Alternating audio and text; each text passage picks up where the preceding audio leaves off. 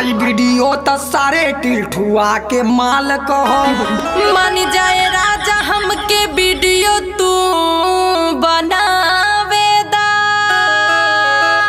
और झूठों के जिद कर लू, छोड़ा ई सब काम रहेदा।